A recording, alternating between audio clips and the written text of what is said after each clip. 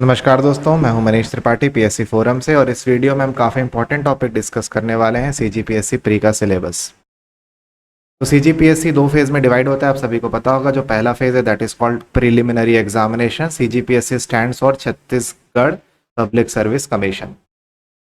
तो जो पहला फेज है प्रीलिम्स, वो दो पेपर उसमें होते हैं। The first paper is general studies.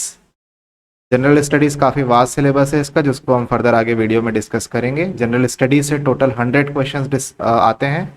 हर सवाल 2 नंबर का होता है, तो टोटल मार्क्स हो गए 200। Duration of examination is 2 hours. और आपको हर सही आंसर पे, तो बेसिकली आपको हर सही आंसर पे 2 नंबर मिलेगा। और यदि आपका आंसर गलत होता है तो yes there is a negative marking of 1/3। यानी यदि आपका उत्तर गलत होता है तो आप 2 नंबर का टोटल अलॉटेड मार्क्स का 1/3 मार्क्स लूज करेंगे, दैट इज 0.66 मार्क्स आपका you will lose if you mark any answer incorrect. The second phase is, sorry, जो उसका दूसरा पेपर है, प्रीलिम्स का ही दूसरा पेपर जो है, दैट इज एप्टीट्यूड टेस्ट। इसमें बेसिक से रीजनिंग, एनालिटिकल स्किल और आपके कॉम्प्रिहेंशन को टेस्ट किया जाता है। डिसीजन मेकिंग एबिलिटी को भी टेस्ट किया जाता है। अगेन 100 नंबर का 100 क्वेश्चन है, हर सवाल 2 नंबर का, तो total marks allotted here is 200 marks. Duration of the examination is again 2 hours. हर सही उत्तर पे आपको 2 नंबर मिलेगा, और यदि आपका आंसर गलत होता है तो again you will lose the same 0.66 marks. एक चीज़ यहाँ पे याद रखिएगा, जो सेकंड पेपर है that is only qualifying in nature. जो ये एप्टीट्यूड टेस्ट है केवल क्वालिफाइंग नेचर का होता है। यदि आप एप्टीट्यूड टेस्ट में क्वालिफाई करेंगे तभी आपकी जनरल स्टडीज़ की कॉपी चेक की जाएगी। तो जो भी मेरिट डिसाइड होती है वो केवल और केवल जनरल स्टडीज़ के बेसिस पे की जाती है। अब यदि बात करें मिनिमम क्वालिफाइंग मार्क्स की, तो जो भी अनरिजर्व कैटेगरी के लोग हैं, जो भी एस्पिरेंट्स अनरिजर्व कैटेगरी के अंदर आते हैं, उन्हें कम से कम 33% स्कोर करना होगा। तो यदि मैं बात करूं 200 नंबर की, तो 200 में 66 नंबर कम से कम उन्हें लाना होगा, तभी उनकी पेपर 1 की कॉपी चेक की जाएगी और फिर पेपर 1 के बेसिस पे मेरिट डिसाइड होगी। जो रिजर्व कैटेगरी के अंदर आते हैं, ST SC OBC एस्पिरेंट्स, उनके लिए क्वालिफाइंग मार्क्स में थोड़ी सी छूट है। उनको केवल 23% स्कोर करना है। Again, only the score obtained in paper 1 is used for preparing the merit list. Paper 2 is just qualifying in nature. तो ये तो बात हो गई कि एग्जाम किस पैटर्न में लिया जाता है। अब इस एग्जाम के सिलेबस को देखते हैं।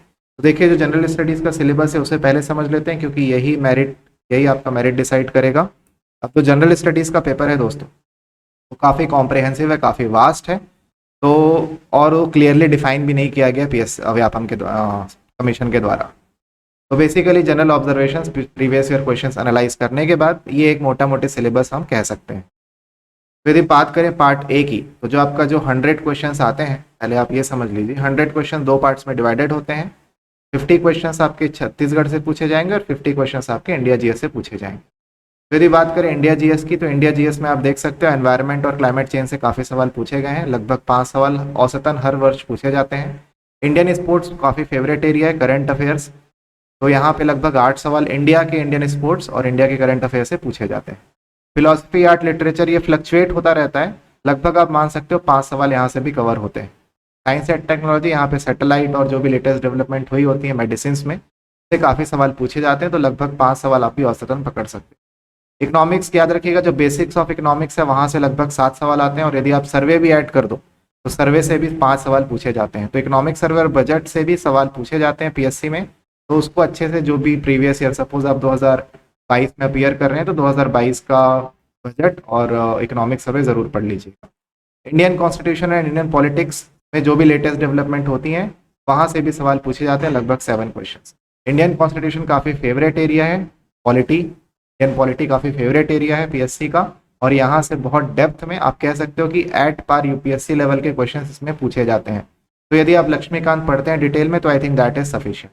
अब हम बात करते हैं ज्योग्राफी की। तो ज्योग्राफी में देखिए, फिजिकल ज्योग्राफी, सोशल ज्योग्राफी और ह्यूमन ज्योग्राफी या फिर इकोनॉमिक ज्योग्राफी से लगभग 8 सवाल औसतन हर वर्ष पूछे गए हैं। ये मैं एवरेज ट्रेंड बता रहा हूँ, हो सकता है प्लस माइनस हो थोड़ा बहुत, तो उसको माइंड मत करिएगा। दिस इज एवरेज ट्रेंड, और ये जो टॉपिक्स हैं ये भी आपके क्वेश्चन पेपर्स के हिसाब से डिसाइड किए गए हैं। मैंने पिछले 5-6 साल के क्वेश्चन स्टडी किया, उसमें ये ट्रेंड फॉलो होता है। हिस्ट्री ऑफ इंडिया, तो इसमें सारे मिडिवल, एंशियंट से भी क्वेश्चंस पूछे जाते हैं। तो लगभग 5 सवाल आप एक्सपेक्ट कर सकते हो।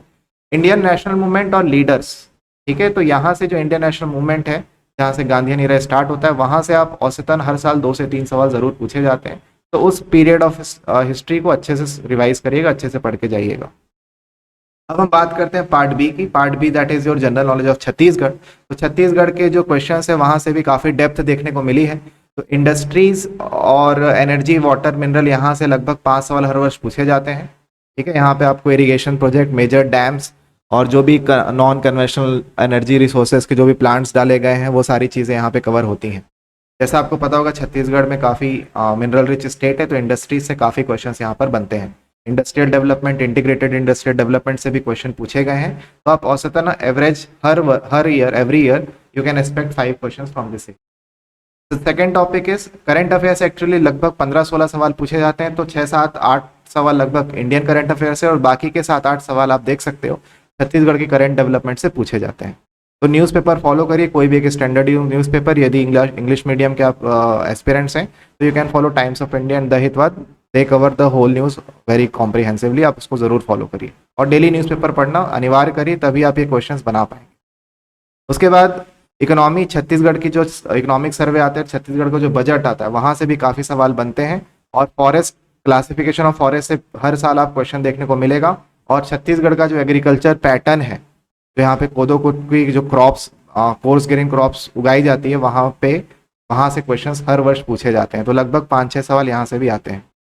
अगला जो सेक्शन है काफी इंपॉर्टेंट है और ये फ्लक्चुएट होता रहता है, कभी कभी यहाँ से 2-3 सवाल आते हैं, कभी कभी यहाँ से 7-8 सवाल भी पूछे गए हैं। तो इस एरिया को बहुत अच्छे से करिएगा।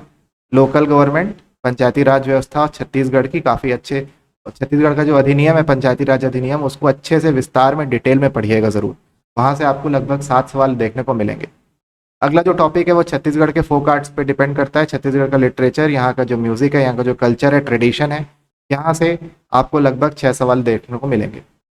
The next part is tribals. Tribals के कल्चर, उनका लोकेशन, उनका कंसंट्रेशन और गवर्नमेंट के द्वारा लिए गए उनके वेलफेयर के लिए, उनके डेवलपमेंट के लिए जो स्टेप्स हैं वो सारे इस टॉपिक के अंदर कवर किया जाता है। जो उनके स्पेशल ट्रेडिशंस होते हैं, जैसे घोटुले के स्पेशल ट्रेडिशन है, ये सारे क्वेश्चन जो हैं यहाँ से बनते हैं। ठीक है, तो यहाँ पे भी उनके फेस्टिवल्स जो भी होते हैं, जो उनके सीजनल फेस्टिवल्स होते हैं, वहाँ से भी काफ़ी क्वेश्चन देखे गए हैं। तो लगभग 6-7 सवाल आप एक्सपेक्ट कर सकते हैं सेक्शन से। जो अगला पार्ट है दैट इज ज्योग्राफी, और ज्योग्राफी में अगेन सारी चीज़ें आती हैं, क्लाइमेट और physical status. Physiology of Chhattisgarh से काफ़ी बार सवाल पूछे गए हैं, जियोलॉजी और फिजियोलॉजी से, जो रॉक सिस्टम है और जो छत्तीसगढ़ की फिजियोलॉजी, जो माउंटेन्स है, जो रिवर्स हैं, यहाँ से काफ़ी बार सवाल देखने को मिले हैं। और इसी में आर्कियोलॉजिकल साइट्स, यहाँ पे कई बार रायगढ़ से काफ़ी सवाल पूछे गए हैं, कबरा पहाड़ से। तो इन सब चीज़ों को एंशियंट हिस्ट्री में भी आप इसे पढ़ेंगे और इसको ज्योग्राफी के अंदर भी आप पढ़ सकते हैं। टूरिज्म ऑफ छत्तीसगढ़ भी इसमें इंक्लूड किया जा सकता है। तो यहाँ से you can expect approximately 8 questions. तो काफ़ी अच्छा एरिया भी ये भी है। अगला जो है हिस्ट्री ऑफ छत्तीसगढ़। तो देखिए, हिस्ट्री ऑफ छत्तीसगढ़ को 3 भाग में आप क्लासीफाई कर सकते हो, एंशियंट और मेडिवल। तो एंशियंट मेडिवल से लगभग 4 सवाल पूछे जाते हैं, जो आर्कियोलॉजिकल साइट्स मिली हैं, और जो मेडिवल हिस्ट्री में कल्चुरी वन से काफ़ी क्वेश्चंस पूछे जाते हैं। तो लगभग 4 सवाल आप यहाँ पे एक्सपेक्ट कर सकते हो। सबसे भी ज़्यादा इंपॉर्टेंट है role of Chhattisgarh in Indian national movement, और जो गांधीयन इन्फ्लुएंस रहा है छत्तीसगढ़ के इंडियन नेशनल मूवमेंट पे, जो सत्याग्रह, जो सिविल डिसोबीडियंस मूवमेंट, और जो भी इन्फ्लुएंस ऑफ गांधीयन इरा रहा है छत्तीसगढ़ में, उससे काफ़ी सवाल पूछे जाते हैं। तो इस एरिया को बहुत डिटेल में करिएगा आप।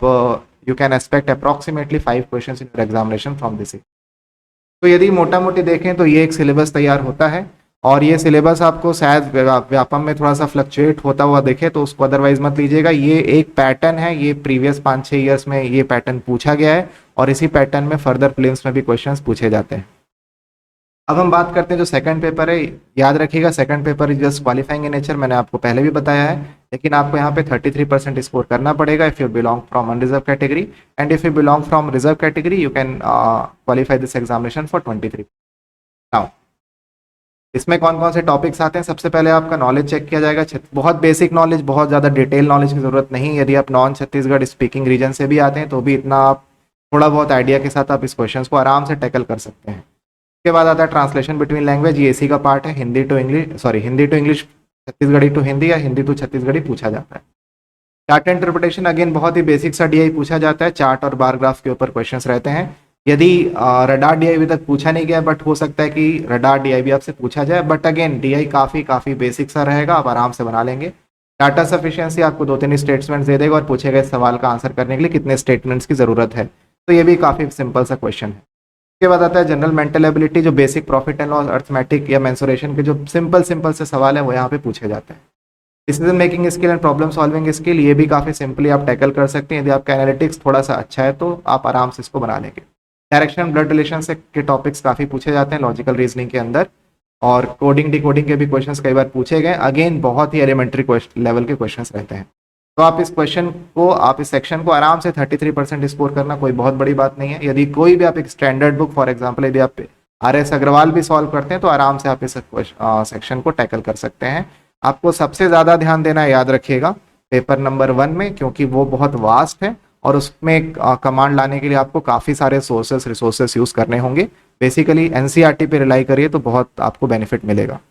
तो ये था प्रीलिम्स का सिलेबस। यदि आपको वीडियो पसंद आया तो प्लीज़ लाइक करिए, कमेंट करिए और अपने फ्रेंड्स को भी ये चैनल शेयर करिए। अगला जो वीडियो होगा वो हम मेन सिलेबस पे लेकर के आएंगे और समझेंगे कि मेंस की तैयारी कैसे की जाती है। Thank you.